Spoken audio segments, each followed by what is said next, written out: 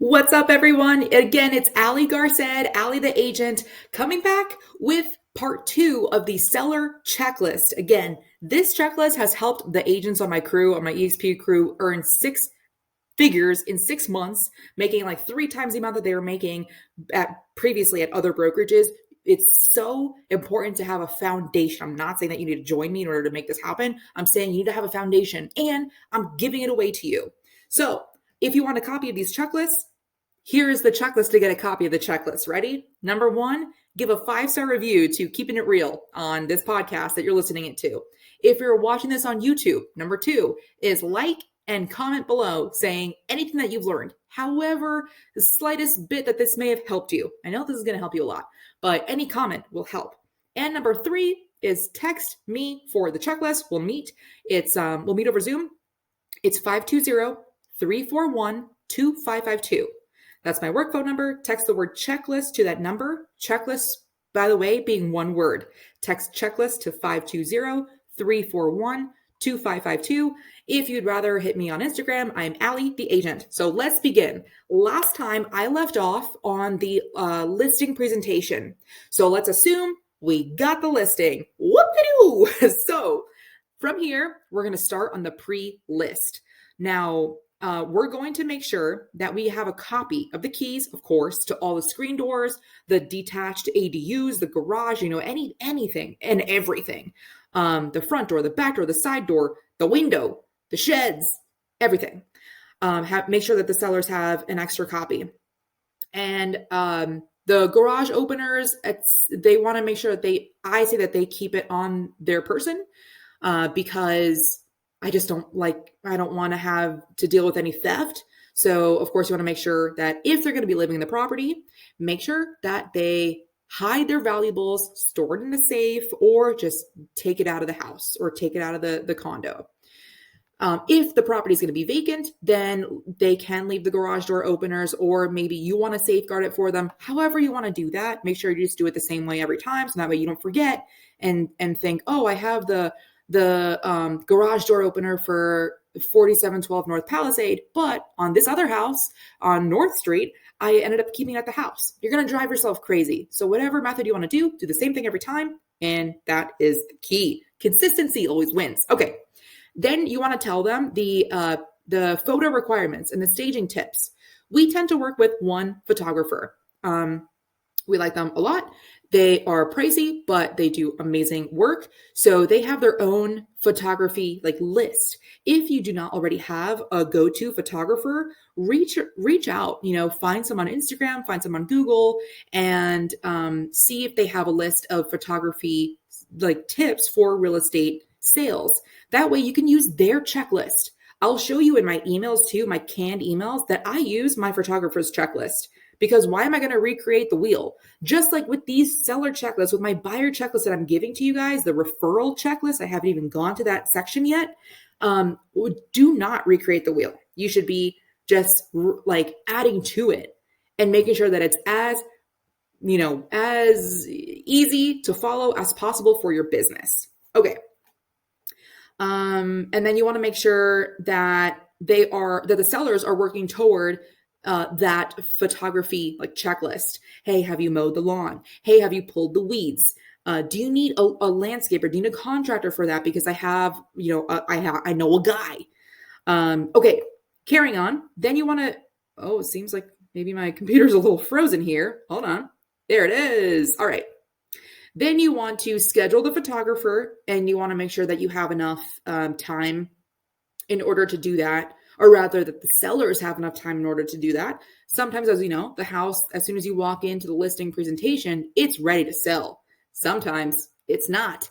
There was one time, just a super quick rant, if I may. Again, so this was that same listing, my second listing ever that I got off a postcard, my very first round of postcards. And the one who lied to me about HOA, he was a hoarder. And as I was walking upstairs to where he hadn't been upstairs in probably over a year he hadn't been upstairs. There was stuff everywhere. As I was going up the stairs, I stepped on a gun. I stepped on a gun, which was loaded. I know how to use guns. I was a federal agent for the Air Force for a decade, but just the fact that again, just the point being, some sellers are going to need some extra time in order to get their house photo ready. Some will need your help. Some agents already have this available to where they have, a cleaner to where the cleaner can help them. Again, everyone needs to sell, no matter who they are, like what kind of background they have. So it's always good to have a cleaner or two in your back pocket. If you do not have a cleaner, I would suggest going on Airbnb and message some of the owners. So as a guest, message some of the owners and say, hey, who do you use as a cleaner? I'm looking for a reliable cleaner. They'll help you. So, because I think if someone were to message me on Airbnb, because I'm a landlord as well, I own about 8 properties. And if someone were to message me, you bet I would share my cleaner. I want to help her. Anyway, here we go. Okay. So you want to make sure that the house is ready to go. This goes into the specifics of which photography package we get. We do the same thing every time, whether it is a luxury. Well, luxury, of course, is, I think, subjective. But so whether it's like a $700,000 house or a $200,000 house, we do the same package every time. Now, of course, we might add on the videography for the middle package or the extra package, like what I talked about last week. Or I might add on even more, the 3D home tour, the Zillow, so that way it connects to Zillow and it bumps your listing up on Zillow higher because you paid for that Zillow feature. The Matterport, whichever you want to do. We do the same thing every single time. Well, depending on the package that they choose.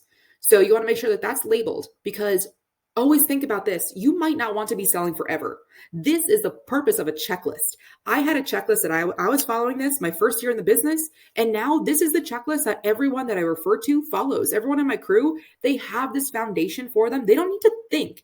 I didn't want to think. I just want to wake up and say, okay, what part of the checklist am I at? Check, check, check. And it's just automatic. Not automatic, you still have to do it, but you get my point. Okay, then you're going to have your TC, send disclosures. A quick note on TC. If you don't have a TC, get one immediately. I said that kind of weird. Immediately get a TC, because they are, oh my gosh, they are so worth it. For what, even if the TC is charging like $500 for a transaction, the amount of hours that they are going to save you for every single transaction, and it's labor up front, and they only get paid if you get paid at the close of escrow, and if your seller cancels, they don't get paid. I mean, it's a no-brainer.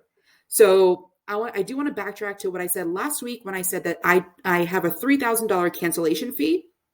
Part of that $3,000 cancellation fee goes to the TC for her troubles. So I will give her portion. I don't think it's like 100% of what she would have made had we continued with the sale, but I believe it's like 50, maybe 40%. So I want to keep my TC happy because we're sending her a lot of business. Okay.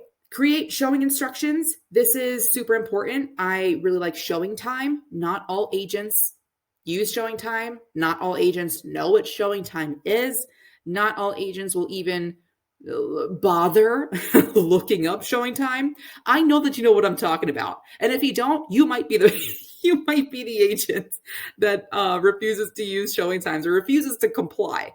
So here we go. I use showing time because it's super easy to block out times for times where the house is ready to view and times that are blocked out. So this is super important for homes where the sellers are going to still be living in it. If the sellers are still living in it, I always have a CBS code on the Supra box. I'm pretty sure that everyone that has a Supra will probably have access to a CBS. I don't think that would be Arizona specific, but I have noticed that not a lot of agents know what a CBS code is. So you know how there's a Supra box, right? Like you need to have your phone, you need to have Bluetooth on, you need to punch in your code for your MLS, and then beep, beep, beep, beep, and then excellent, you get the key. Having a CBS code is an extra layer of, say, protection against privacy or for privacy to where if to where agents can't just roll up on the property after not having viewed showing time, not realizing that the sellers are in their home, that they work from home, or that they're having Thanksgiving dinner, or that they're just having dinner. And so it prevents people from just being able to get access to the key after they sign in. And then it's going to ask them, okay, what is a CBS code? And sometimes agents will have the CBS code on the MLS. I always have the CBS code after they talk to me. They have to talk to me. I never want to be in a situation where an agent who doesn't read, and you know what, that's all of us sometimes, just rolls into a house while the seller is there with their family, just gotten out of the shower. I work with a lot of military, and military love their guns.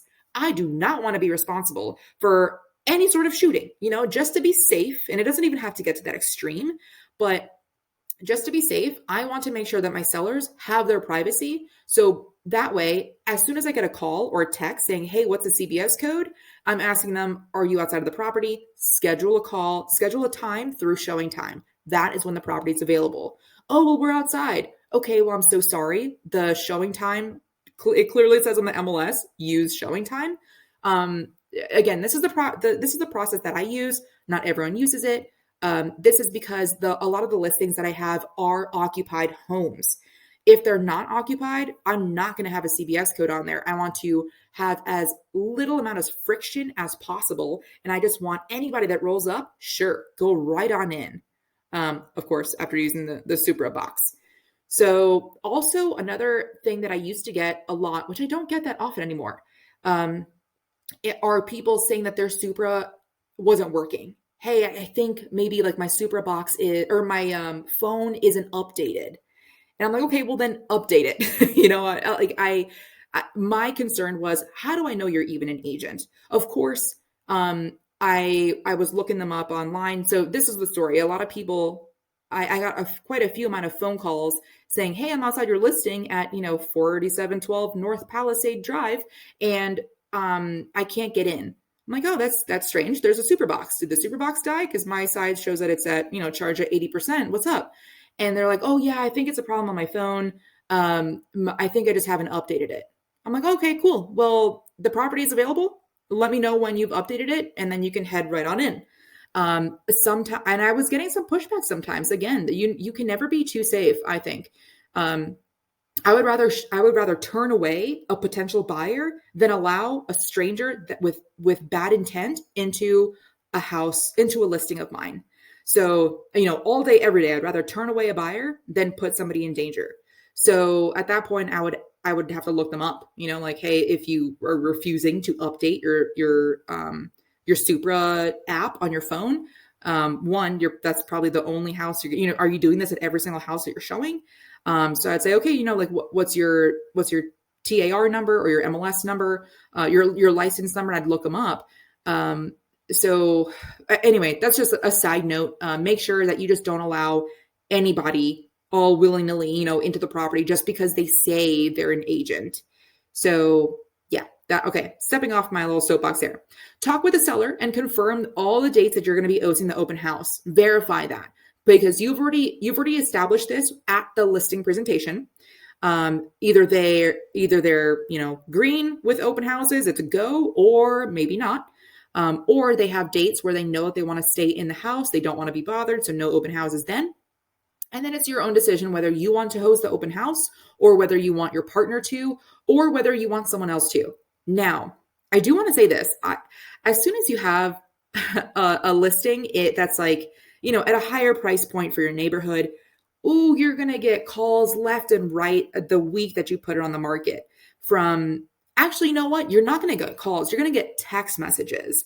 The amount of texts that I get for listings that are on the higher price point for Tucson, they're like, they come at me with all sorts of grammar. We'll say that. And they'll say, hey, I want to be your open house person this Saturday. And that's it. That's all the text will say. And I'm like, okay, hi, which listing? What's your name? Are you an agent? Which brokerage? It's so easy, I think, to get an open house. If you're looking for an open house First of all, call them. Second of all, send a voice or a video text of them showing them that you're a real person, that you're not a bot. Introduce yourself. There was one person that was very, very, they seemed shady and was like, oh, you know what?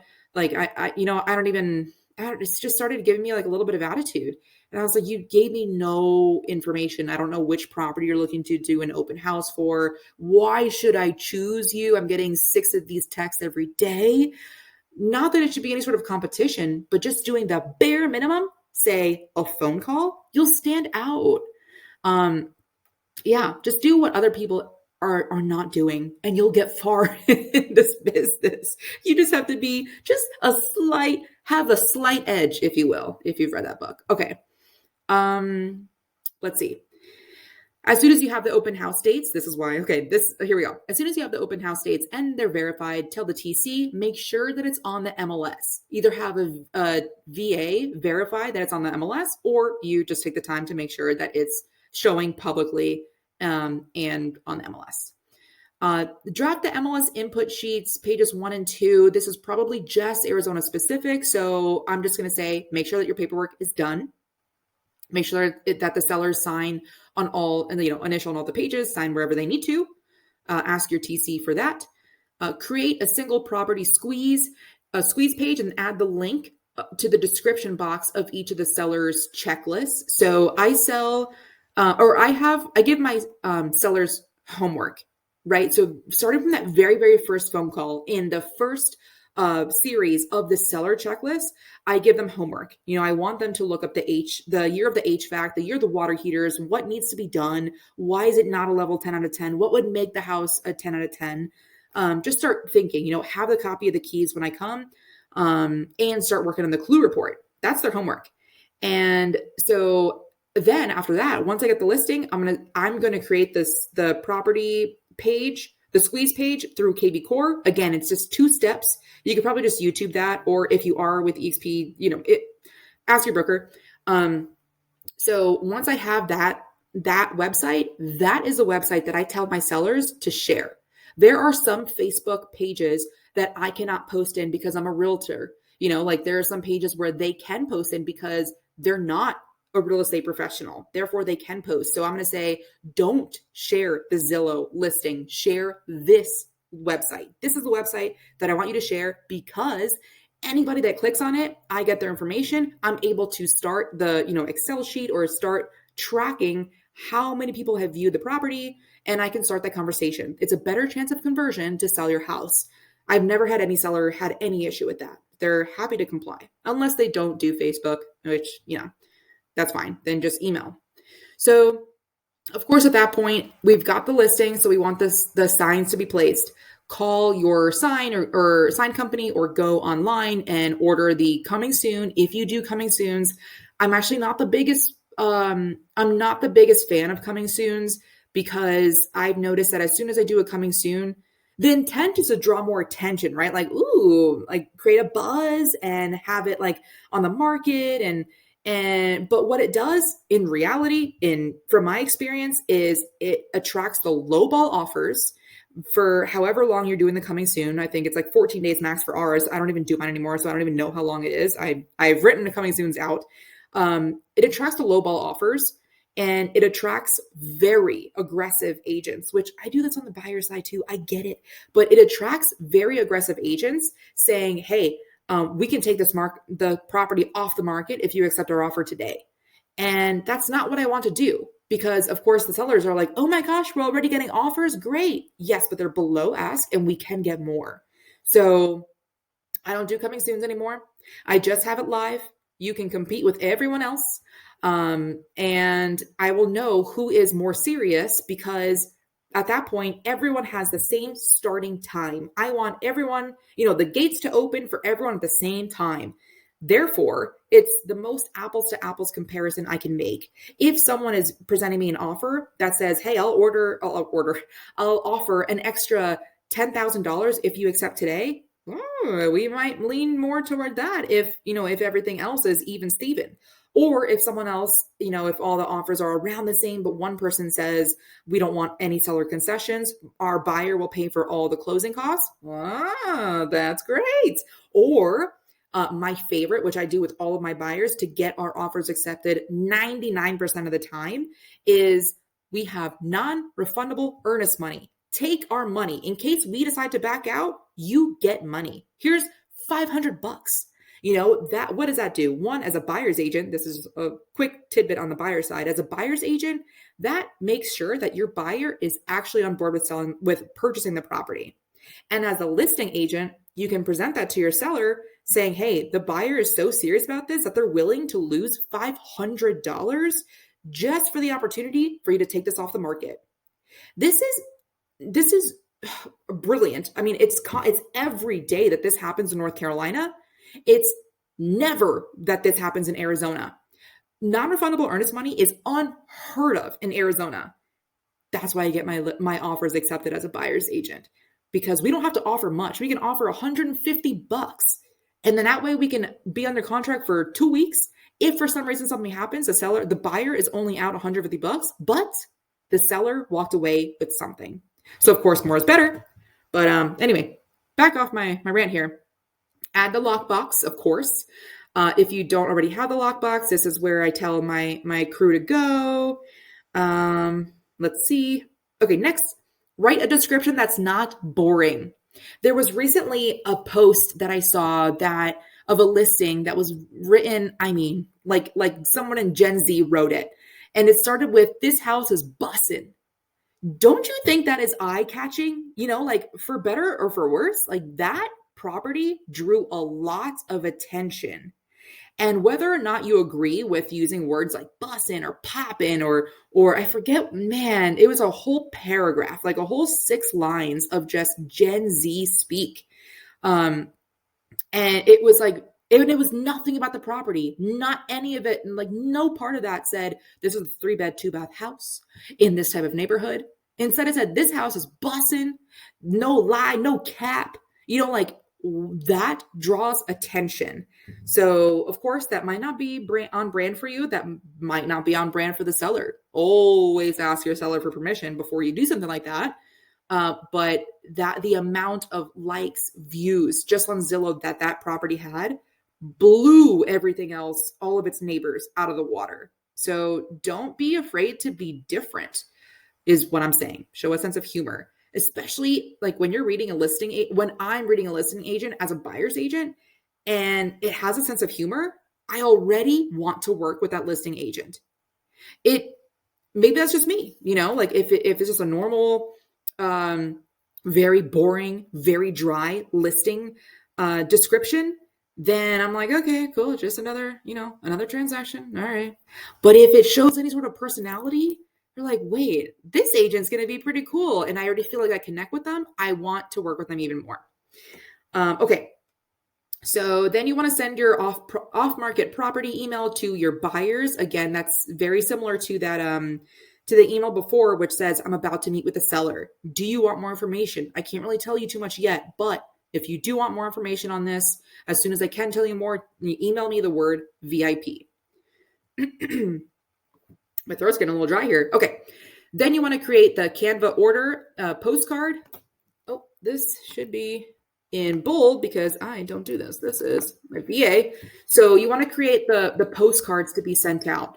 I use TPMCO. There are plenty of other ways to send postcards out. This is just one that I got used to. It was a pretty good price.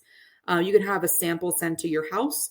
And it's a way for you, tpmco.com, by the way. So you have to create a free login and you can create either like a radius around your listing, or you can draw the area that you want to send to. You can have, I think like as few as maybe like 30 properties you can mail to, or as many as you want. And you just upload a front and back of, the postcard that you can create on Canva. I don't create anything on Canva. I don't even know how to log in. I don't want to log into Canva. I have my VA do it. I say, hey, use these photos, use these words, make it pretty, and that's it. Then send it to me for review. Then I upload it to TPMCO and we mail it. So I send 8 mailers throughout every single transaction. One is hey, did you know that Bob down the street is selling? And then I just keep them updated throughout the entire transaction. And I tell them, be on the lookout for my next mailer when we go under contract. Be on the lookout for my next mailer after the inspections are done. Be on the lookout, whoop-de-doo, the appraisals was run perfectly. Be on the lookout for my next mailer after the appraisal is done. And then, of course, the closing, the follow-up, you want to just have as much traffic as you can to your property. Then I do a video on TikTok, Instagram, Facebook. I also include LinkedIn and Threads, and I pay my VA $1 per post to post on 6 different platforms every single day. He is a virtual assistant out in the Philippines. I found him on onlinejobs.ph. And so I pay him $1 per platform. So $6 a day times 30 days in the month. I pay him about $250 a month. And I am on every single platform that I can think of except for Pinterest. And I personally do YouTube. And I'm always top of mind. So anyway, that's just a little side rant there. So I make a video I throw it on all these websites describing the off-market house. If anyone wants a private viewing before it goes live, let me know. And of course, keep in mind, you have to make sure that you're cooperating with the clear cooperation rules. Then call all of their neighbors and go on our real estate Bible. That's only for my EXP crew, but the scripts giveaway to find out what they say. Ask for a free CMA for what their home is worth. These are different social media posts to have. And let's see, KV Core, this is the listing presentation. We already did this. A week before it goes live, call the signs or just do it online. Have your VA switch it from coming soon to for sale if you did coming soon. Then you want to call again, make sure that clue report, the insurance report, if your state requires this, that your sellers are working on it. If they need any help, help them. If they haven't already, have the sellers send a copy of all the paperwork that they signed. At this point, if you haven't already, if you probably should have, introduce your TC to all selling parties. And just introduce them. You want to make sure that they save your TC's information so that way no emails get lost, and share phone numbers too if your TC is okay with that. Input photos and list it on Facebook Marketplace and then boost it. I don't always do this. I used to. The quality of the leads are not incredible. So I stopped doing this. You can also do it on Craigslist. Craigslist is hit or miss depending on what city you're in. And then if the listing date is pushed back, which sometimes it happens, sometimes the sellers aren't ready yet, they haven't cleaned, they haven't, whatever it is, make sure that you have that reflected with your videos. So for example, over here, I have tell my lender to postpone the listing of the week video, again, to make sure that we're staying in like your clear cooperation. But any content that you want to make sure that you're posting at an appropriate time. You want to make sure that your videographer makes the video and edits it with the property's address, your phone number, your logo, and upload the link to your YouTube. I am bullish on YouTube. I started heavy on my YouTube channel, Ali the Agent, or YEXP, and that is what I've been hitting hard. I'm very, very big on YouTube because even though I had close to 70 transactions, more like 68 transactions my first 2.5 years in the business, all through social media, well, 94% of my business was through social media, I would have doubled those transactions had I focused on YouTube instead. Now, I can't really kick myself too much. I did pretty well. I made more money than I ever thought I would this fast, but I can only control what I can control. I can't control the past. So now I'm heavy on YouTube. If you want to talk about YouTube, let me know. I'm all about it right now. Okay. Tell your TC the Superbox info, especially if there's a CBS code. And so tell them which serial number of your Superbox that you have for which property, the CBS code, what it is, etc. Let them know the showing time as well, so that way they can update what dates are good still, what dates are not good for viewings, and have them double check the county parcel info or the lot info, because sometimes it'll be wrong. You don't want to get a fine. And if you haven't already, get the two sets of keys from the seller, one to keep in the super box and one to put in a contractor lockbox, just one of those that you buy from Home Depot. Again, it's just in the rarity that an agent, hasn't updated their Supra app on their phone and they are a legitimate agent and you verified it. Just in case, all that fails, then you can say, okay, this is the lockbox code, and that they can show the property. So if the house is vacant or if it will be vacant during the inspection period, then tell the TC, and you can, that way the TC can just schedule the vendors whenever they want. If the house is not vacant, you want to, and say like either way, whether the sellers work from home or if they go to the office, they need to know when the inspections are. So you want to make sure that the TC doesn't just automatically schedule listings or listings, that they don't just schedule inspections. So you want to make sure that they're good with that time. And the seller's homework on helping advertise. Again, I give all of my sellers homework at every single step of the way, because this is a group effort. I'm not working for you. You're not working for me. We're working together. So submit the photos, the description onto the following Facebook pages that I cannot post on, or they'll delete it.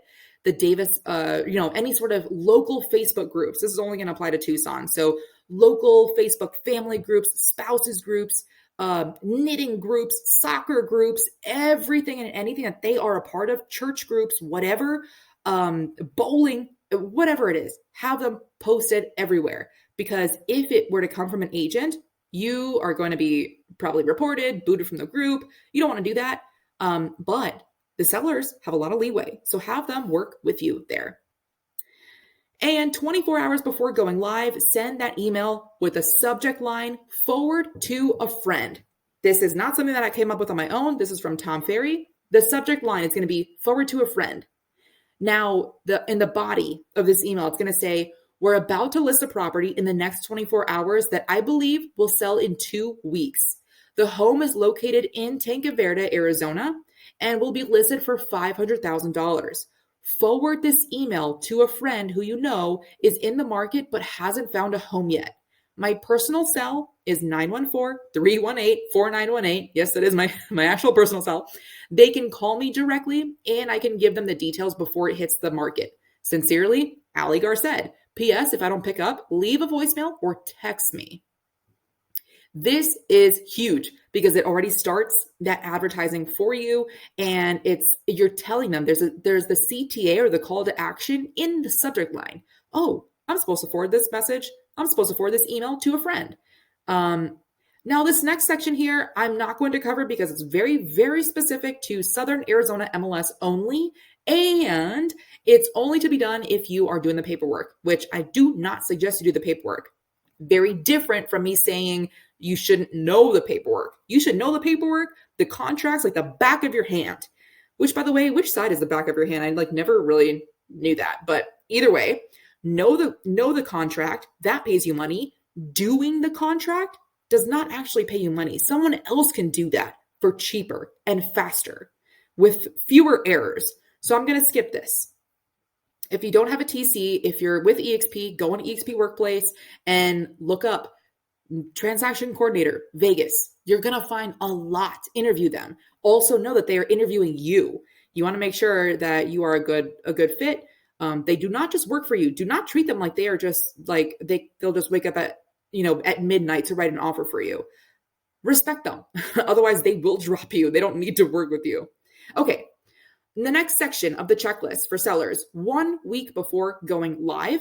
So some of this is not completely in chronological order, but you get the point. So give the transaction coordinator the property description, the showing instructions. We've already done this, the HOA information. and ask the seller for the complete list of all dates and times over the next 3 months where they will not be able to drive back to the house to let the dogs out. The dates and times where the house will not be clean, say Thanksgiving dinner, that they do not want buyers in the house. That's, you're going to tell the TC to mark or block off on showing time. And then you're going to send the seller emails, which I haven't even gotten to yet, but I'm going to in this video here. So stick around. I'm going to show you my canned emails that I send every single time. And the last section here is take a screenshot of the Zestimate, the Zillow Zestimate before your listing goes live. And then you're going to take another, I'm giving you a little bit of a, foreshadow into the future. Take another screenshot of your listing after it's sold and of all the properties after you sell the house. And you tell them, hey, this is how much your property increased after my listing on 4712 North Palisade Drive in Tucson sold. So this is why you do this before and you do it after. So that way you can start those conversations. Oh my gosh, this Ali, the agent person, increased my home value by $13,000. Maybe when we sell, oh wait, Barbara needs to sell. Maybe she needs Ali's information. Yes, she does need Ali's information. Okay, next section here is live on the market. Once you're live, well, obviously the first checklist item there is live. And again, I hope you're watching this on YouTube. If this has been helpful so far, text me for the word checklist, or text me the word checklist for the checklist. Text checklist to 520-341-2552. If you are enjoying this, give this episode a 5-star review. You can do it right now while listening to it. It is for free, guys. Did you know that? That to leave a review, it is free 99. And if you're watching this on YouTube, give this a thumbs up. I super appreciate it. Comment below whether you want more of a specific topic within these checklists or if it's helped. I want to hear from you. Okay, carrying on. So as soon as you're live on the market, please ensure that you go on SkySlope. This is going to be EXP specific, so just make sure that you are following your rules for paperwork. And this is where it's important to make sure that you're also overseeing the TC. So you want to make sure, especially with EXP, that your transactions need to be uploaded into SkySlope within 48 hours in order to become in compliance with Arizona Department of Real Estate. Don't get in trouble. And then give the property tours, the property videos, tour, etc. to the TC. Have them upload it to get ready to go live on the market. If you haven't already done that. The Facebook Marketplace, any other local Facebook pages, they are money, guys. If you're not on them, get on them right now. Join as many as you can and make sure you read their rules. If for some reason you're not finding any good groups, create your own. Now that's a whole beast and a half. Actually on my podcast, The Agent Goldmine, we interview someone who has like 15,000 people in their Facebook Marketplace or Facebook group. And that's how they get all of their leads, is just their Facebook group. Now, and it's a lot of work. It's a lot of work to get people to respond, and you have to do polls and like check in and constantly post. But if you don't want to do that, then just write on other people's Facebook pages, but also make sure you abide by their rules or you're going to get kicked out, and that will be the last listing you've ever posted on there.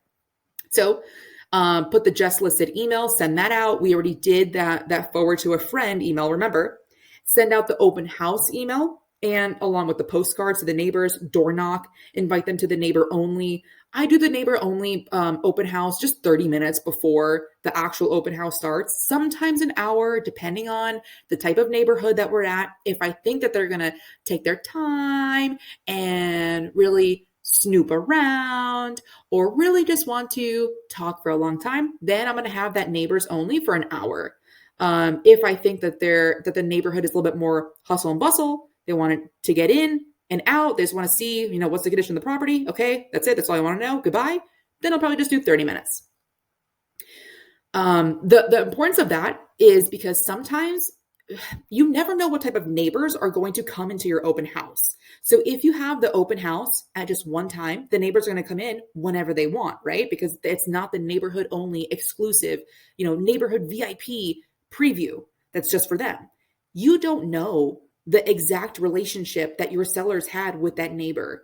And you're inviting everyone, right? Unless your seller says, hey, invite everyone, but but Nancy across the street and never got along with her. That I'm sure that's happened to you guys before, or at least it's happened to me. Like, hey, because I've asked them, is there anybody that for some reason would not talk highly about your house? Because guess what? I'm not going to go door knock that house. The last thing I want to do is invite that person to the house and have them crap talk my listing and have them say, oh, well, the sellers, bash the sellers, bash the property. That's not what I want. And I think that's a great reason why to have the neighbors only first to get their gossip out. And then we can shoot them along, say, thank you so much for coming. Now, I do want to follow up, but I want to make sure that the public has access to this house now so they are able to view it with fresh eyes. And I'll see you on the next one or whatever it is. So, because I think it's even worse to have an open house and then have like that one neighbor that stays for the whole 3 hours. Because I know that you've had this happen, or at least I've had this happen, and they're just oversee everything. They want to know, oh, who's coming in, because I want to make sure that I choose a neighbor. It can get very open houses. They're a lot of fun, aren't they? Okay. After every agent that views the home, ask them for feedback. So ask them what the buyers liked, what they didn't like. And what I'm looking for here is stuff that can be changed. Hey, the plants out front are just too much. Let's move some of them to the backyard. Let's move some of this over there. Or it actually smelled, here, which you should be able to tell, unless you don't have a sense of smell like me. Anything the sellers need to know. It's also really good to get that feedback, because at that point you're getting more and more feedback that usually says the same thing. What do you think of the price? And if a lot of people are like, oh, it's a great price, then that's excellent. But if a lot of people, if you're consistently saying that the buyer's agent thought that the buyers thought it was way too high, then that's something that you can take back to your seller and say, hey, the market has spoken. 4 out of the 6 people that have viewed the house all thought that the property was listed too high. And at that point, you can have a price adjustment. It's important to get that feedback and keep it in a spreadsheet. You can keep it in this Trello checklist, put it at the very, very top in the description.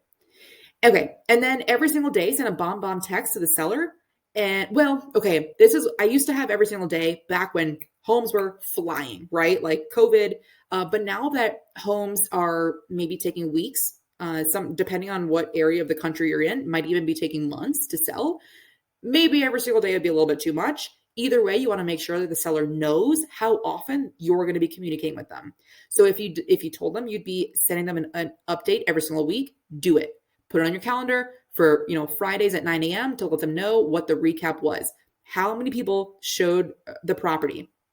This week, Britt, there were 14 people that viewed the house.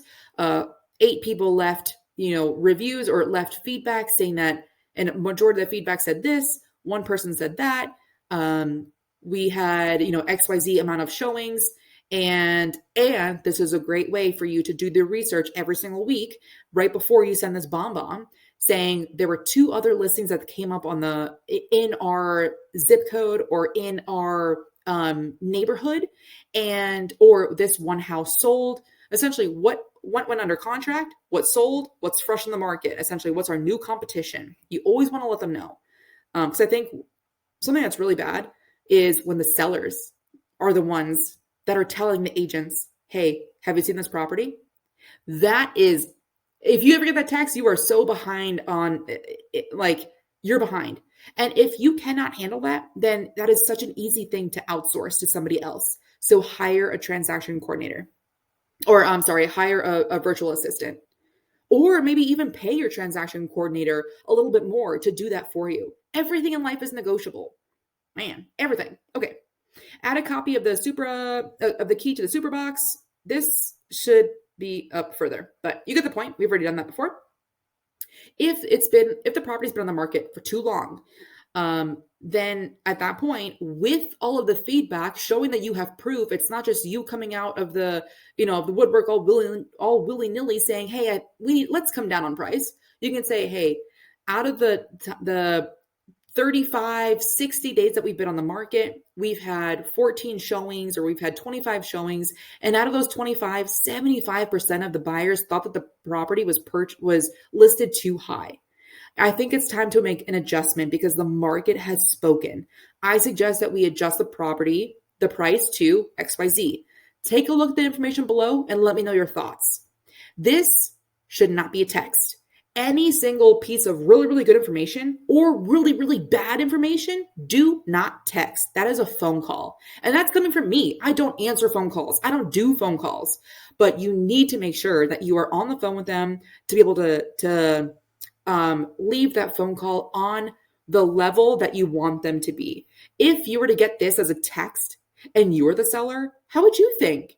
Immediately, you're thinking, oh, it's game on. We're fighting. Like you never want to leave something as big as this or the appraisal to a text. Guys, call. And I never thought I would say that. Slightly feel like a boomer, but for that important stuff, you need to make sure that you're calling them. Okay, once I have the photos of the listing, add them to the EXP Marketing Center. This should have already been up there. You know what? I have a feeling as I have shared these checklists, I think some of this has been rearranged. So I'm now going to be sharing these checklists as a PDF, not as a Trello link. This was an order and it's not an order now. I think maybe I was naive thinking that everyone knew how to use Trello and stuff is being rearranged. Okay.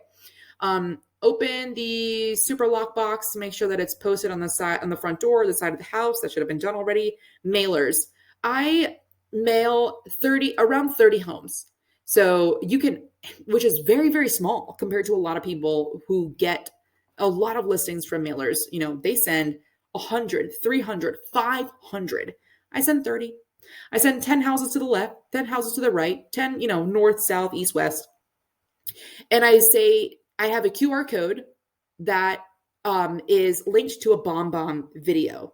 I use BombBomb because I can track how many people opened it, the percentage of people that watched it. And this is what I say. Hey there, it's Ali Garced. If you are receiving this, that means that you are a neighbor of the listing that I currently have at 4712 North Palisade Drive. And they wanted to take advantage of this market. They wanted to sell at what they think might be the highest.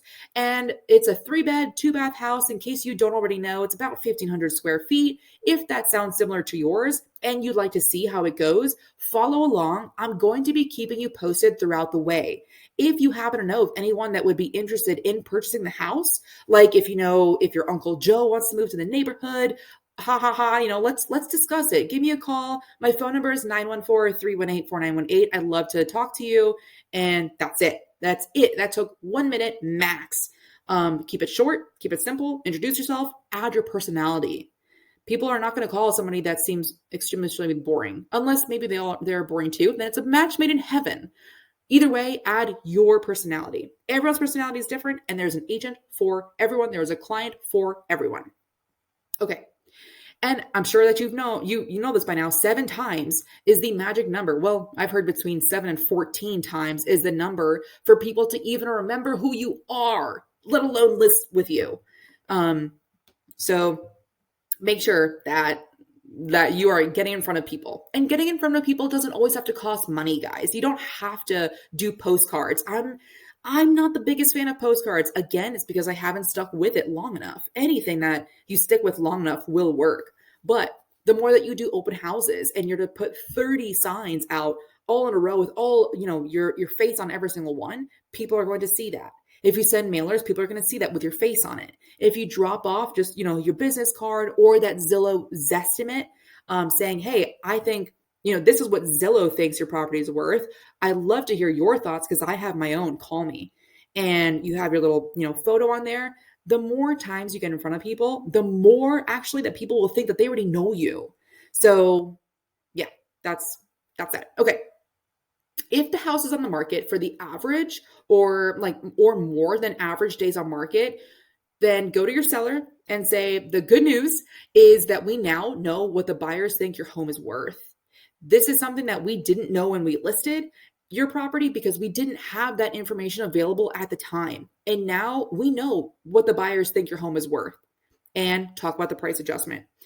Copy and paste the URL that goes to your single property squeeze page that you created, post this again. This is a duplicate. This is bolded. So this is something that you don't have to do. Your VA can log into your Facebook and post that listing on everywhere that they can. Give the sellers a squeeze link. This is a repeat. Okay. Oh man. I'm glad that I have a duplicate of this. That's just on my own personal off to the side here. Okay. Marketing the property. Tell the title company. Go on business.google.com. Again, back to your business page. It is so important. So I would schedule it to add one photo of each of your listings every single week. You always want to keep your Google business page active. So don't dump in all 40 photos all at once. Dump in one, maybe 2 a week, schedule it out, put it on your calendar, put it on your VA's calendar. Say, hey, VA, I want one photo of the kitchen and, or just, this is the link to all of the photos. These are the photos that I actually want up there. Can you post one every Monday and one every Thursday and until it's depleted? Create a single property squeeze page. We've been over this, but this goes to a specific KV Core, a good YouTube that I found on how to do it with KV Core. And then create a video on YouTube Shorts, depending on what you think about Shorts. But I love YouTube. I'm bullish on YouTube, like I've already said. So put your listing on YouTube and partner with anybody. If you have a good lender partner, if you have a good title partner or attorney partner, you can get in front of their audience who also works with buyer agents, and you can have them do a listing of the week. Or you can just do it on your own. Send it to all of your buyers and send it to all the buyers in your office. If you have a crew, send it to all of their buyers and say, hey, this is the deal of the week. Why is it a deal of the week? Well, if you house hack this property, you could probably save, $200 a month. You could probably make $200 a month if you rented out these bedrooms, whatever it is. Just put the property out there. I love, if you can't tell already, I love digital, social advertisement, as opposed to paper. Okay. Create a video to run as a YouTube ad. This isn't mandatory, but it is a way to put your property, in front of masses. So I found a couple of videos that where you can put your listing as a YouTube ad, get in front of more people. And that also helps when it comes to your future listing presentations as well, because you can say, hey, for my platinum package, we also run your property as a YouTube ad. These are our previous stats. We've had, 14,000 people see this one video. So we got in front of 14,000 potential buyers. That's a way to make yourself stand out, because not many agents are doing YouTube ads. They might be throwing it on YouTube, but are they putting money behind it? Maybe, maybe not. Okay. Then seller's homework to helping you advertise. This is a duplicate. We've already gone over this. Okay. Next, tell the sellers, this is again a duplicate. Wait, this looks a little bit different here. Okay. The contractor. This is backtracking. This should be earlier. But if they need assistance with anything, if they want to fix, whatever it is, you have connections. If you don't, ask around and make sure that you befriend these connections, because you're going to need them. A good contractor, reliable contractor, a plumber, insurance person, everything. And then you're going to mail out all of the Zestimates of the neighboring homes. Remember what the list of 100 to 200 neighbors that your VA or you got, and you took a screenshot of those Zestimates. Now that your property's on the market, you can use this as a way to door knock with something in your hand saying, hey, just wanted to show you that this is what Zillow thought your property's worth. I have my own thoughts, but I'd love to hear yours. You can just drop it off, or you can actually snail mail it, whatever you want to do. Have a call to action, call me.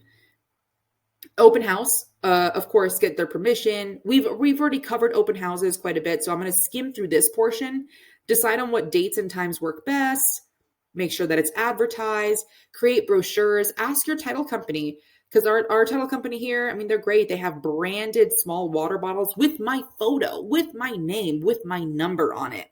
And then on the other side is their logo, their photo, their number, and they pay for it. They pay for little, personalized bags of, what is it called? Oh, cookies. Yeah, they have little cookies. They could do the brochure. They can help with advertisement. Do not think that you are alone in paying for all of these advertising costs. There are lenders that you can partner with. There are title companies that you can partner with. There are insurance companies that you can partner with, and they will help you, especially at this time. Everyone needs to rely on each other even more. It's no longer, 2020, 2021, where houses were flying off the shelf. So use that partnership to grow together. Introduce yourself, doing a bomb video, introduce yourself to the neighbors, send out those mailers. And the day of the open house, or maybe the day before, buy some large balloons, put out your 20, at a minimum 20 signs, making it very obvious for people say that, like, don't pay attention when driving on the road. Make sure nobody gets lost. Make sure everyone knows it's so obvious where to go, when to turn left, when to turn right, when to turn around, when they've gone too far. So place your 30 signs out, put the balloons up, buy champagne, maybe, however you feel about alcohol, put out the branded information, put out your branded pens, the sign-in sheet, whether you want to do that paper or digital. I like digital, but I found that people weren't too comfortable putting it digital, or they were putting in wrong information. So I just went back to good old ink and paper, pen and paper. Okay. 5 days before the open house, you want to make sure that you're telling the sellers to clean up, giving them any last minute to-dos. If you want, you can do a FaceTime. Say, hey, I just want to make sure, like, if you're comfortable with it, if you want to have a double, just verify that the house is in good shape, let's do a FaceTime whenever you're ready. So that way I don't drive across town, or, our agent here doesn't drive across town, sees the property and realizes, no, this property is not ready for an open house. Okay. And then that's when I hook them up with my with my cleaner. If they need cleaning, if they want to pay for cleaning, then, hey, this is my girl. She's a great cleaner. And you can coordinate, or I usually coordinate because she speaks only Spanish. So extra credit, print off all of the coming soon listings and the pocket listings that you know of, plus any other properties that builders or developers are creating. Put it in a big like 3-ring binder, and with a title saying, like, off market, do not show the public, and don't open that folder. It's all about what it looks like, right? Like, appearances are everything. And we used to do this a lot as, like, federal agents. For better or for worse, right? I mean, cops do this all the time. They'll come to a subject interview, not victim, but subject interview. They'll bring their big folders, and it's, saying, pretty much giving them the psychological thought in their mind that, oh my gosh, they must have a lot of evidence on me. I'm screwed. Like, I'm caught. I might as well tell the truth. But instead, it's just paperwork that we found on the floor. It's just whatever we found. Hey, who has a folder? Who has a folder? Good. Put it all together. Boom. Put it on the market. Put it on the table. But this shows your value. Hey, because you do have access to builders. You do have access to the developers. You have access to off markets. You have access to coming soons, and that's a good way to pick up buyer clients from that. During the open house, place a pad of paper and pens to sign in, or electronic. I already covered this portion. For clients with realtors with them, just ask them to sign in because the sellers usually want that. And then ask if they'd like the tour, or just come back if they have any questions. For clients without a realtor, some people go very, very aggressive. Some people are very, very standoffish, or not standoffish, but like, hey, do your own thing. It's whatever way you feel comfortable with. Some people are like, oh, you are working with an agent? They step outside and they're like, oh, where is your agent then? Are they too busy? I think that's very aggressive. Some people are like, oh, okay, cool. Well, then walk around. You've seen a house before. If you want the tour, I'm more than happy to give it to you. Otherwise, I'll be here. I am going to ask you a couple of questions, though, when you get back, if that's okay. And they're usually like, okay, cool. So what questions do you ask them when they come back?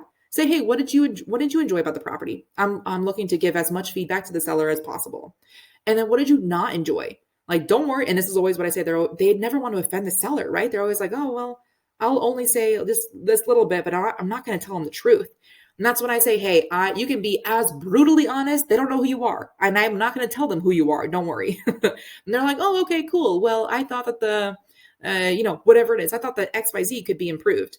Perfect. That's brilliant. You can take that to your seller and maybe fix that or work on that, or just keep that in mind for if offers come through. That's probably going to show in the offer. Okay. Then you're going to add all the names, numbers, emails to your KV core of everyone that showed up.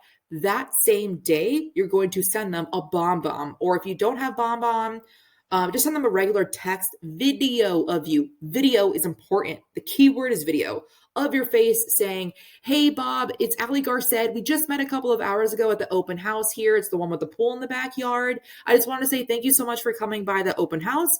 If you have any other properties that you'd like to look at, I'm more than happy to show you. I actually have available tomorrow all day. So if you'd like to view any properties, let me know, and I'm here for it. So then you want to give the debrief to the seller. Give them the numbers and leave them with either a feel good or maybe not. Maybe it's not a feel good. Maybe the sellers need to know that XYZ needs to be fixed. So it might not be a feel good. Again, they need to hear the bad, the good, the bad, the ugly, everything. They hired you to give them advice. So do not give them just what you think they want to hear, which is feel good. That is not why they hired you. Okay. Next is any new clients that you have, follow up. Any of the agents that you met, follow up saying it was great to meet with them, because of course you don't want to be a butthead to any agents that you potentially might be working with. You might be working with them on that property or in the future. So always be nice. This is something that sometimes is so hard for agents, and I don't want to call anybody out, but man, there are some age groups that are very, very not nice. And of course, if you're looking to recruit, this is a perfect opportunity to be like, oh man, this agent was killer. If you're looking to expand your brokerage, that's perfect. Don't ever be rude. Okay, go on nar.realtor/safety for safety tips when doing open houses. Be very aware if you would prefer to do a buddy system for open houses. A lot of the agents in our crew do that, and they kind of just like one-off, like split the leads that come in, or work them together 50-50. And then you want to ask for referrals. So do they know of anyone else that's been on the market that's looking to sell right now? Do you know of anyone moving to any state at all? I can help them if I know of someone that's a good agent in that city. And then, of course, if they're usually going to say, oh, no, not at this time, that's when you can go one step further. Oh, okay. Do you not know anyone that's recently had a job promotion? Or maybe like, what about having a baby? Or maybe like a couple whose kids went to college already, they're looking to downsize. Okay, still no? Okay, well, I would love to if you could keep me in mind. And if you don't mind, I'd like to be following back up in like about a month, if that's okay. Or whatever it is. Just be yourself. And then this is the last segment before I'll cut it, because I didn't realize I've been babbling for 62 minutes. Here we go. If the property has been sitting on the market, remember, if the house isn't selling, the price is not compelling. So let's talk adjusting the price. If the house has been on the market for 2 weeks, or depends on the days on market, the average, ask the seller, in case you haven't already, what price are you no longer a seller? Because say they only wanted to sell if they can get $475, but they wanted to list at $500, but they, at $450, they would rather just rent. You're going to want to have that conversation again, because maybe it is the case where you do just have to cancel. They would rather just rent the property, and then you get your $3,000 cancellation fee, and you wish them the best. You connect them to a couple of good property managers if you know of any. If you know of any in Tucson, please message me, Ali the agent on social media. Okay. So then the last segment here is going to say, if the property has been sitting on the market, make sure you do your weekly updates to the seller. You know what the days on market are week after week. If this is too much for you, have a fellow agent do it, have a VA do it for you. And say the market has spoken. Typically, when there are buyers that walk through the property but have placed no offers, that means that the pricing is off. And sometimes it's off between 2 to 5%. And if the house is listed and there are no viewings or no showings and no offers, that means that their pricing is off by more than 5%. Luckily, we've had viewers that walk the properties, but no offers. So let me ask you, would you like to lower it to 2 or 5%? And of course, that's after you've run the numbers to a more appropriate price. That's going to be it for today. On the next video, I'm going to finish the checklist as well as show you the canned emails. I never think of what to say in an email. It's the same email 1 through 6 every single time. Do not recreate the wheel. We agents do enough of that in their business. If you have any questions, hit me up on Instagram. I'm Ali the Agent, Ali. If you want a copy of the checklist, let's meet over Zoom. Text the word checklist to 520-341-2552. If you enjoyed this video, give this video a like, comment below, and give DJ and Keeping It Real a 5-star review on Apple and Spotify in order to get the checklist. We'll see you on the next one.